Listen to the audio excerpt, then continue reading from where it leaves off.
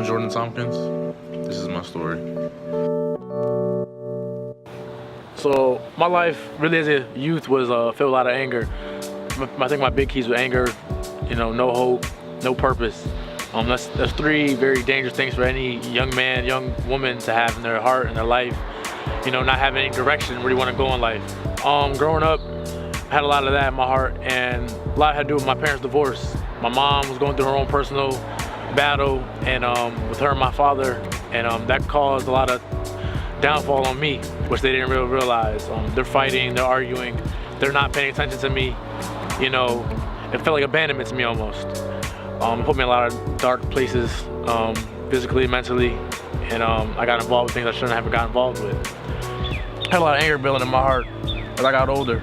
I tried to hide through, being tough, hanging out, cussing, drinking, smoking, being with the gangsters and all that, thinking that stuff was cool, thought I was doing something, but really I was just killing myself. I was just scared, honestly. That's what it was, I can speak about that now. I was scared.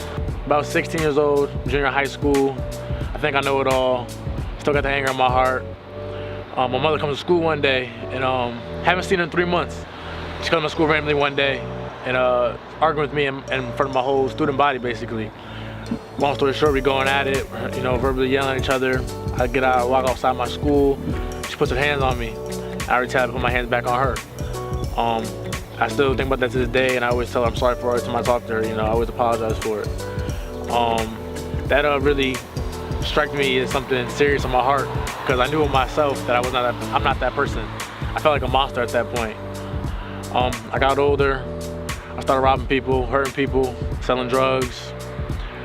When I was about 18 years old, I got asked to move to Georgia with a family member, and I did. Nothing really changed in Georgia. Worse got worse. June 2nd, 2016, I believe, I was arrested. First time ever, an adult in a state that I didn't know. Probably the most scariest day of my life. People tell you, oh, jail's this, jail's that. It's a place you don't want to go. It's definitely an eye-opener, but it didn't open my eyes enough. I got out of jail, went right back to what I knew.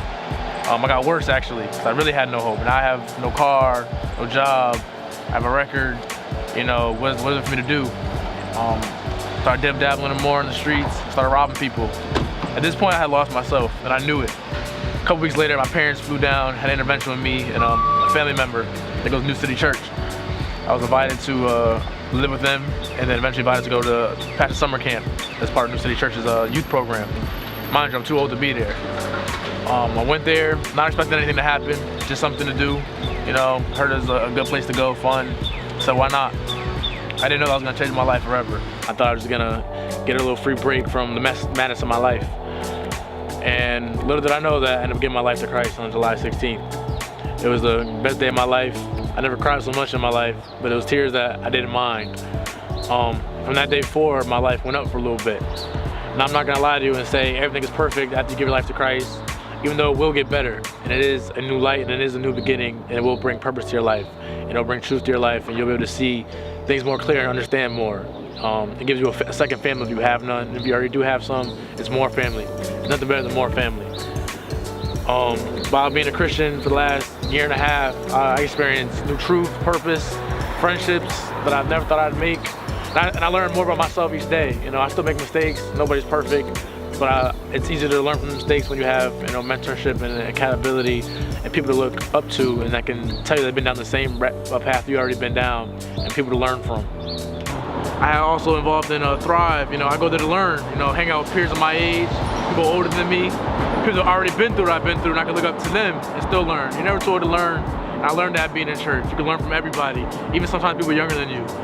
It's been a great experience, finding Christ, it shows you the real things in life. Living in the world is, you're blinded by a lot of things. People will tell you this is good, this is bad. And then you got a whole book of rules, and people look at that book of rules as something that's gonna hold you back, but really, if you look at it, it's things that build you up. I look at people who have really given into those rules and follow what God has told us to do, and their lives are great. Now they still have their own personal problems or whatever, but nobody's perfect, but the rewards are endless when you follow Christ to the fullest. And it's a hard uphill battle, but it's so worth it, And I strive to be great every day. I thrive to be great every day. I want to reach that pinnacle point of ultimate joy with God and my friends and family and in my walk with Christ. That's my story. It's still being written.